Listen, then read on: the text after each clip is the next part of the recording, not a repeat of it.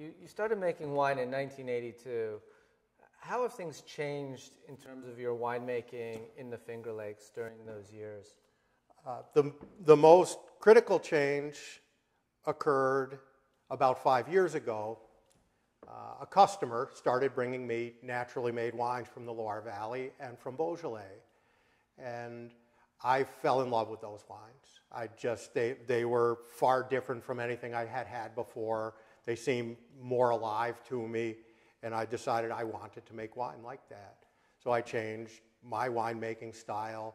I do very little processing now.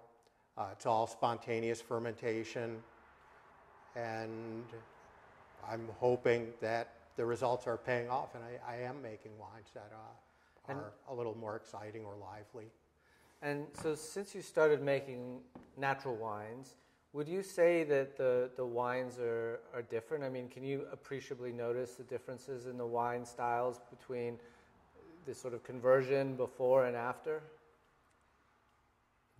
Very much so.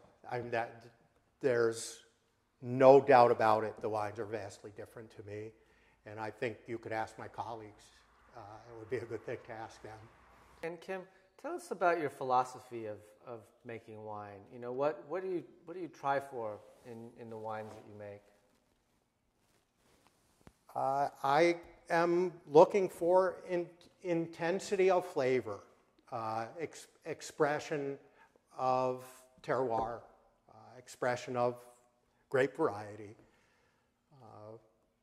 I guess I would say that for me, wine is poetry. It's not a technical effort. Chemistry is relatively unimportant in my winemaking. Well, it's important in that it goes well, but I don't tinker in it very much. I don't chaptalize. I don't reduce or increase acidity. I don't fine my wine. I do very little filtration. It's all spontaneous fermentation.